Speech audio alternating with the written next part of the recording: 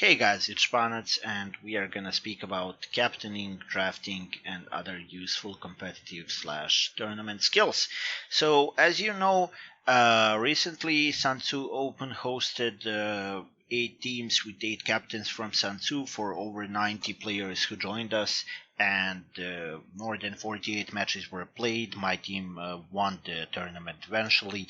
The interesting thing is that we managed to go through the tourney undefeated. All the teams had approximately equal starting point. Captains were drafting players based on their knowledge about their units, about their pub experience, about their reputation. So everyone had a chance to build a team he likes and to play with it. So what I would like to focus on today is actually showing you how it looks from a perspective of a captain, to pick units, to draft a team, to actually dictate the team to lead, and basically how to win games eventually, because we were very successful during the tournament. We are going to speak about day 1, last match of the day for my team, so 12th match of the day. At that moment my team was running 11-0. I didn't like how that match was casted and broadcasted, and like it was very poorly covered because streamers had some issues and they were very exhausted. It was end of the day. Basically we met a team that met us again in the finals, very good team led by Busted. Busted jumped in a couple of days before the tournament to substitute for someone. He did an amazing job in scouting other players and leading them. His team was very strong during the tourney, and I liked this game, how it worked out, because in that game you can see the impact of a draft, the impact of an idea. It's not a passive tactic, it's very active and dictating. So let's just speak about it later. For starters, let's take a look at the game itself. I'm gonna show you the full duration. It's a very short game, I promise. It's only like 3.5 minutes. It's very fast paced, it's bursty, it's a lot of combat, and then one team wins. So for starters, let's just look at the game and how it unfolded. As you can see, my team is the blue team. We are very spread, and let's see how it unfolds. On the middle, some slings are shooting, though it's very hard target. Both Leo and Germanicus have no issues with the slings. On the both flanks, some units are advancing forward, pushing. Alasar is pushing this side and meeting some stiff resistance here because this Germanicus can outfight him. Now the middle stopped. These units are rotating to hit these units if they can, although because of the hill they cannot shoot here. They do not see these units. I'm matching Ephelon here. Let's speed it up a little bit, up to this point, and now the action is going to start happening. Slings try to shoot at these archers. They weren't very efficient because they are lacking vision there at this moment. These calves are being pushed in, and our center has pushed as well. Now the archers and javs are coming in, and let's see how it unfolds from this moment on. So yep, these archers are already on them. This infantry is rushing in. There is some cav trying to flank. Spears are ready to protect this. Spears are also here following. So they are basically in their base boxed in. And my units are going even further back. There is some distant chasing here happening on the other flank. It looks very equal. Maybe even the red team has an advantage. Pelasgos is coming in for a beautiful charge from what I remember. Yep, some heavy damage is going on to Cosinus. And mispositioned because Alasar is under a lot of pressure. Beautiful charge, yep. Not consequential though, because those units are not very important.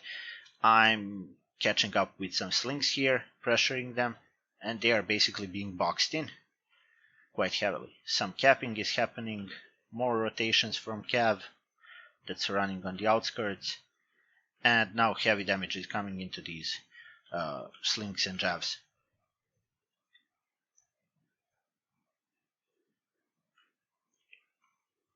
As you can see, more chaos is being created here. Now these archers are just gonna chase them down, and the match is suddenly from the equal position breaking into favor of one team. Cav again trying to penetrate the lines. Nope, blocked. Almost got it here. Still chasing these units. Lots of pressure on them from capping, and the game is basically over at this moment. But was this just a fluke, like just luck? Or is there a distinctive reason why this happened? I believe there is a distinctive reason. I wanted to do exactly this, and I'm gonna explain it to you how we approach this match, how we picked, why the pick is important, why the units you play are important, and basically what tools you need to win the game eventually. Like a beautiful charge here. Yep. It's not consequential again because Cav cannot execute these units and the game is already kind of over. So it wasn't just the fluke, it was pick, and I'm gonna show it all to you. So basically, what do you need to know when you're leading a team? Well, you need to know a lot of things. Basically, you need to know your own team, you need to know your enemy team, you need to know a lot of mentality of the player, you need to know all of the units on the set tier, you need to know how to score objectives on the map, and a lot of other tedious stuff. But I cannot teach you all of that inside this video. What I can teach you is how to draft and why we actually won that game, because there is a reason we wanted to do the very thing we did. So it's the last match of the day. We have a huge mental advantage. We are on 11-0. Most of our tactics were reactive ones, defending, then turning, counter-attacking, stuff like that, trying to pressure via shadow caps, base caps behind the enemy, and stuff like that. So after that day, no one expected us to do the following, and what we have done. Well, I knew before we started the match, I knew what I want to do. So on the strategy level, I wanted to attack. I wanted to win by attacking, by overloading enemy lines and creating chaos, and then killing them with superior damage output. It's a Rubicon, very open map. Second match on the Rubicon. And our stance was to be very aggressive. On the tactics level, how I wanted to execute this strategic attack. On the tactics level, we wanted to do a double-winged envelopment with light infantry units that is quick enough to chase down the archers, while pressuring the mid with heavy core of infantry and dealing main damage through archers and javs. And that was the whole idea. Before we went into the match, every captain had 13 picks and 13 players, but you can only bring 8. It's 8 versus 8 matchup. And I was bringing Tiberius, Osaka Sivar, Cosinus, Stroyak, Alasar, Wicked, and myself. Bastid, on the other hand, had Ephalon, VRXY, DOTL, I'm Freezy, Kleinke, Sin, and Pelasgos. So both teams know what they are doing. They already have 11 matches in that day, and we kind of know who picks what. And this is very important. You need to know what to expect from the enemy. You need to know what he is going to bring, but you also need to know your own players.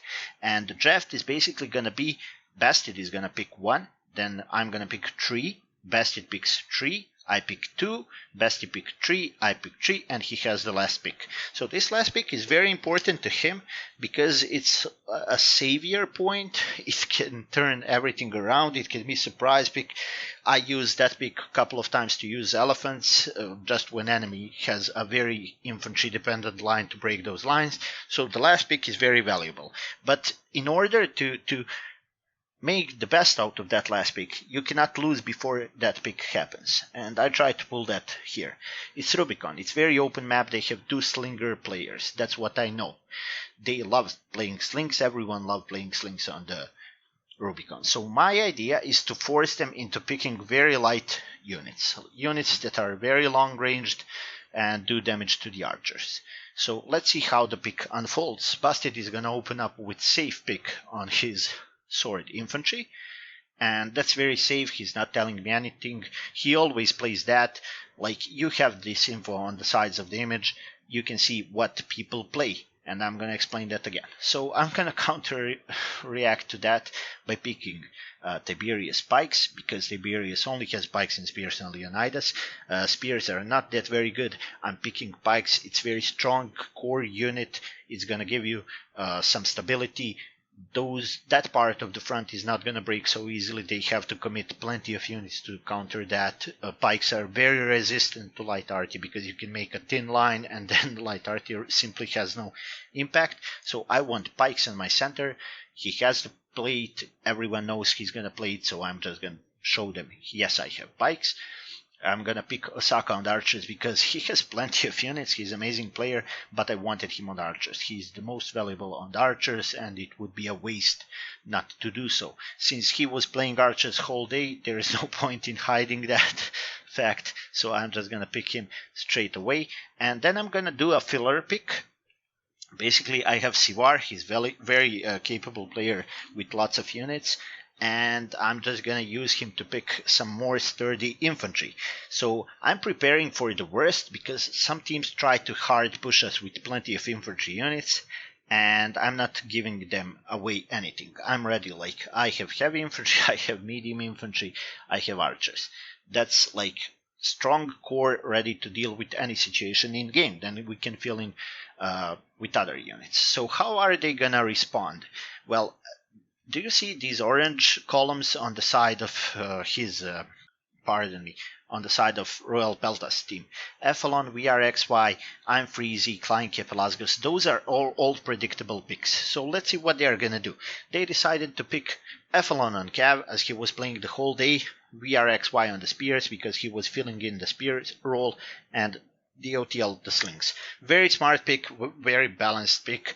I have to note that footage from these tournament games is lost, so I'm working based on my memory. It could be Sin pick on Slingers, but not DOTL, so it could be like a shift. It doesn't matter, because both players are very similar, and they were both playing Slings during that day.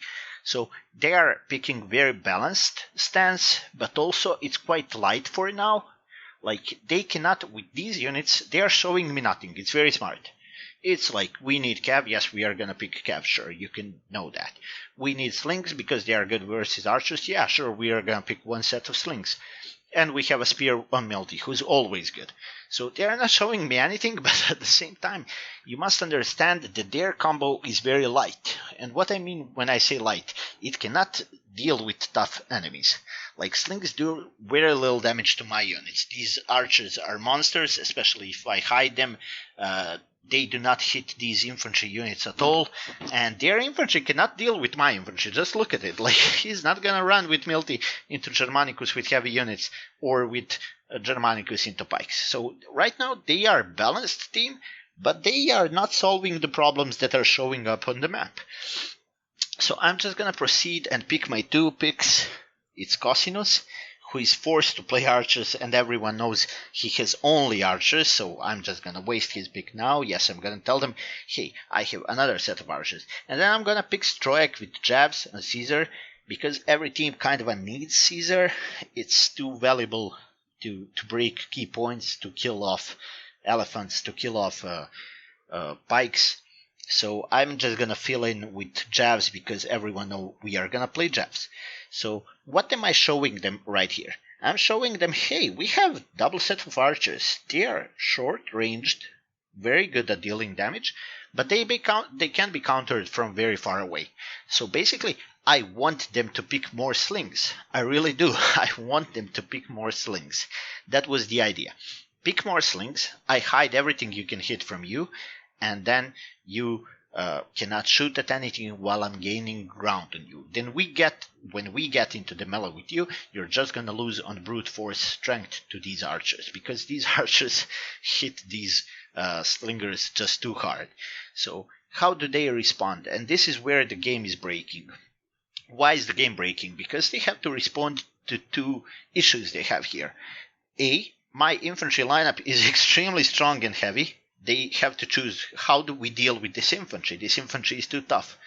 And B, hey, their ranged units are a problem, potential problem that's going to do a lot of damage to us. So they have to choose what they are going to pick. And ideally, they would want to pick probably pikes to mirror me, probably second set of slingers or light arty, or even archer player to double down on that, and then another like jabs or something. So what do? Okay, they pick Freezy. On jabs, who was playing them the whole day. It's a safe pick, it's a good pick. They pick Kleinke on infantry. He was playing infantry during that whole day, but the problem with unit he picked is it's again medium Roman infantry. The problem with that is they cannot deal with these heavy units I got. So they are not solving their infantry problem. But they do pick second set of slingers, and I got them where I want to have them, basically, because this is a mistake. How is it a mistake? Well, these two slings are not doing any damage when real brawl starts. So when we get into range with one another, they are not gonna do much. If we get to reach them, they cannot defend themselves. And their Jav player actually has triple Jav units, not 2+1 like I do, so he needs some protection. He's not as self-reliable as Stroik is gonna be. So I'm not gonna use Stroik to deal massive damage endlessly to them. No, I'm just gonna use him to pressure really hard where it hurts the most. And I respond on the I have them exactly where I wanted them to be. Because right now, look at them. They have 9 infantry, medium or light infantry units. They have triple cav. Those units are not very good on defense. Slings and jabs. So how do we deal with this? I'm just gonna overload them with infantry. And this is basically where I am confident that we have won the actual... I'm confident that we have won the game right here.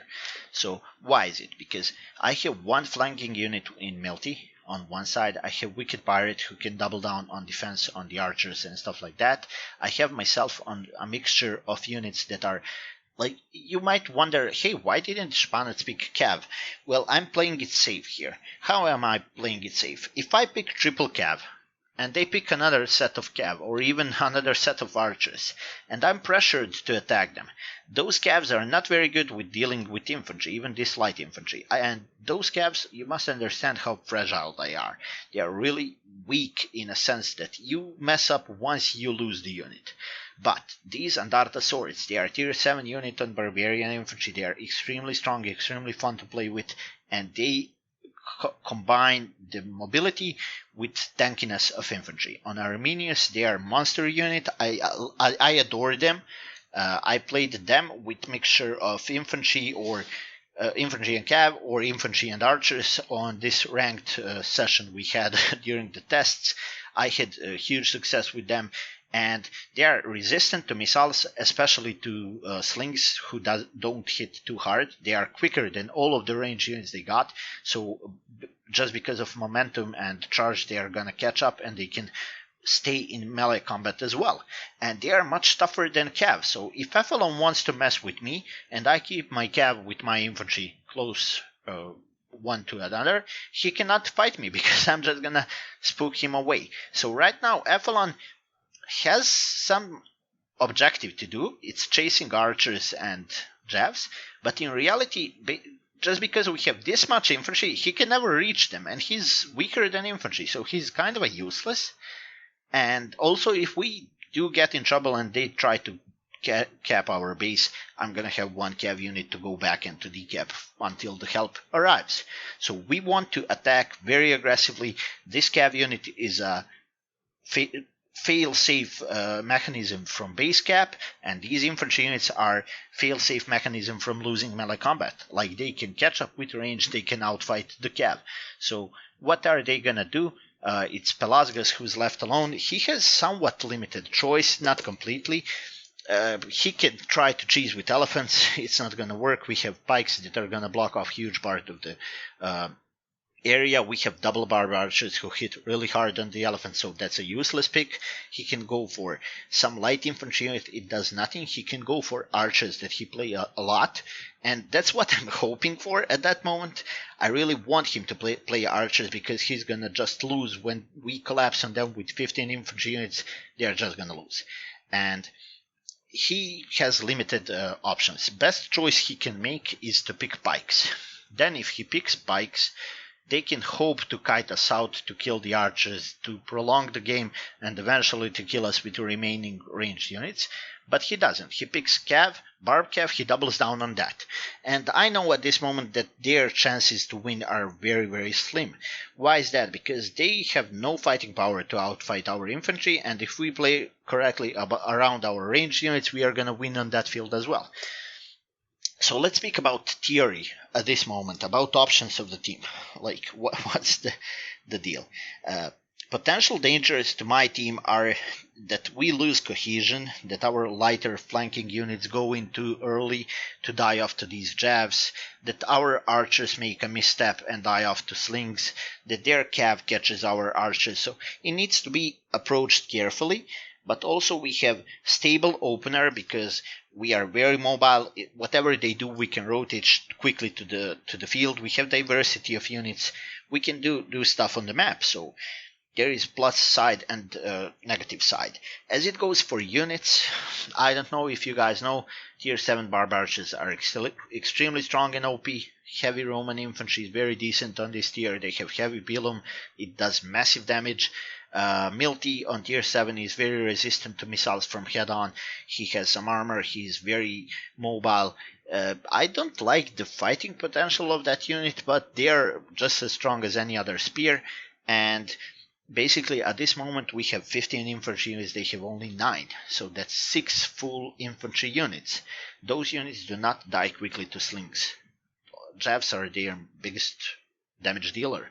So we also have a situation where I have 1 cav and they have 6 units of cav, and that's potential danger. But if we just use these backup spears and extra infantry units to protect our range, and those cavs are not going to have impact. Overall, the state of the cavalry in competitive gameplay is very, very limited.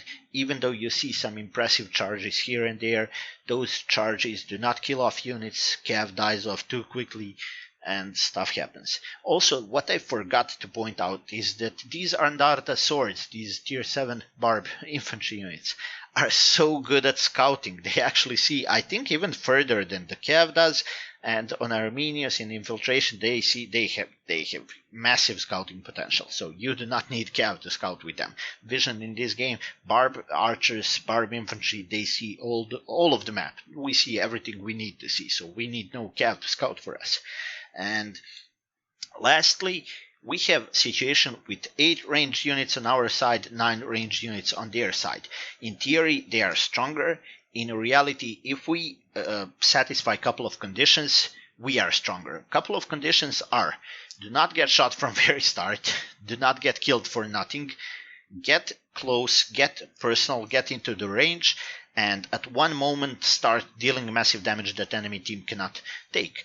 So that's all theory. Let's see how it happens inside the game.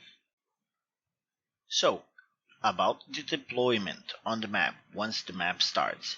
This composition has plenty of light units. Light units can rotate quickly to the center and to the key positions, and so it's quite safe to start very, very spread afar. And we actually want to start very spread. So what are we deploying? There is a strong infantry corps on the center that has task of pushing to this line of to the bank of the river. And they are very resistant to missiles. They are not going to get hurt. Even if the enemy javs start pushing to the mid and pressuring them, they have time to back off. Why? Because this mud area, then this river, then this mud area again, they slow light units, and javs are light units, they slow it a lot. They slow jav units for 25%, the river slows for 25, the mud slows for 15. So it gives enough of the time to these units to run away and to these other units to rotate. Alasar is on the weak flank. He's on the right weak flank, and he has double task, or even triple task. Alasar is to guard this weak flank, so if they push hard from this side, he's our first line of defense. He also has to send 1 unit back to help Cosinus, who is alone, and he needs to push with these 2 units. If they are not pushing from this side, his orders are to push hard and to end up in this area. His end task is this: he needs to close off this region. So he is to be here than to push if he is allowed to closer and closer and closer to the map. As we have said, we are gonna attack. Cos is to sit on the middle safe from the missile units and not to expose himself. He is gonna get backup from Alasar with one unit that's gonna protect him from the cav. Then he's gonna wait it out for a decent position to strike. Stroik is about to hide here because he cannot be attacked by cav. He can triple set of caltrops, he can Caesar, and he's completely safe there. He's gonna hide from the slings. Wicked is to push through here. He's actually the most exposed player we got. Slings can hit him, Javs can attack him, they can hit him in the back if he needs to fall back, but he is to aggressively push into here. All of our attack is to come from the cliffs. We are gonna push them off from the cliffs, then box them into the middle. That's why Alasar needs to go back. So Wicked is to push into here and to block off this zone. He is to control that. Osaka is to follow him to establish control of this hill, then of this hill, and to pressure their base up to here. And I have the lightest units. I'm actually to actively provoke their cav to chasing me, and I actually need to end up all the way here. I need to end up in this zone. Why do I need to end up in this zone? Because I'm quick enough to threaten their backline, to get into their lines, to attack their infantry, to harass them and stuff like that. I need to prevent them from running up to this cliff or to this cliff into the safety, because you remember they have much fewer of infantry units. They cannot deal with our infantry, so they need to run ahead of us. So the game starts, everyone is moving as explained, and these things cannot find the target. From their position of view, I can show it to you. All they see are these 5 units, and they cannot shoot at anything. And they do not see this unit because of the cliff, and even if they did, DOTL cannot shoot at them. So right now they are wasting their ammo, if that existed, doing nothing. Meanwhile, there is trouble here that's going to cause a lot of problems to us as both to them. Kleinke is actually here, and he shouldn't be here in my opinion, so he's going to block off Alasar from pushing. He's going to create a lot of chaos on this flank. He's going to make Alasar's job much harder, but he's also not here. He's not protecting his missile units, so they have 9 infantry units and 3 of those are hidden here, and there is even something on this cliff, which means that their mid is quite weak. Their mid is not protected enough. So Tiberius and Sivar get ordered to slowly push and to slowly cross, especially from this side, to jam themselves between Kleinke and the rest of his team. Because if they separate him, he's gonna get like, he needs to run around, and we can pressure from this side harder and stuff like that. So we are already crossing. Ephelon is scouting over here. Osaka is already almost on the cliff, and look at the slings. They need to go back because there is nothing else to shoot, and they know we are coming from here, but they cannot dedicate fire to these spears. So actually here Ephelon thinks he got me. He thinks he can surround me. I'm just gonna charge out. It's a nice cute dodge. It's also not consequential to the game. It was just like provoking the enemy even more. And now these archers are on the cliff. But look at what's happening on the mid. Do you see the archers and the Javs rushing in? Because all of this space is created. We are pressuring so hard that slings have to rotate. They are not doing any damage. Look at that. They are not doing any damage here either. And these guys are already in the middle. And Stroik, look at how slow he would be while moving through this mud and water. If he was under any pressure, he cannot dodge. So he's just rushing in. And I'm just pressuring blindly here. It's gonna cause chaos. Sin is charging into his units. He's gonna make them all stop collapse. And now Osaka can land a couple of shots into them. Wicked is also madly aggressive here. He's pushing them outside of their own base. Tiberius has orders right now to walk into their base. And I'm gonna explain to you why is that. But Cosinus is already on them. And look at these missile patterns. Like, these missiles are covering this. They are in the crossfire. They need to move out quickly. They should be moving up to the hill, but Sivar is helping Alasar, and he's pushing through here to end up here to block them off. And now I'm gonna switch to actually going behind them to block them off. They cannot exit. So this is slowly collapsing onto them. Osaka can shoot. Yeah, Cosinus is a little bit too greedy, and since they're about to exit this overlap, he's gonna take some damage, and then it's gonna reflect even more on us, but it's not like problematic still. So yep, we are collapsing onto them, and Tiberius, when he walks in, he's gonna do pressure on them via cap. Why is that? He cannot chase people with these units. Like, he's not gonna catch anything with the pikes. He's just gonna run into our own units, not gonna be able to drop pikes. But what he can do is stand here safely with raised shields, I mean fight in the shade, and pressure them by cap. That forces them to come back, come back, come back. If infantry come, it is gonna die. If cav comes, it's gonna die. If ranged units come, they cannot decap because he has fight in the shade, they're just gonna get shot at. So nice damage is landing into them. Wicked is blocking one cav. And look at this transition. This is the transition that's most interesting in Total War Arena. Ephelon is basically behind his units, but Osaka is gonna transition into frontline unit right now. And Cosinus is already a frontline unit. So they are basically frontline units now. Why is that good? Because Alasar can block off backline, Wicked can block off backline.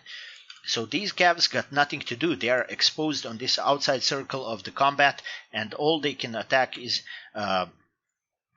infantry. But because Alasar was under so much pressure here by these 3 units, and here by like just idea of rushing in, he's gonna make a mistake. Pelasgos finds one charge, but it's nothing game winning. This cav is gonna die off anyway.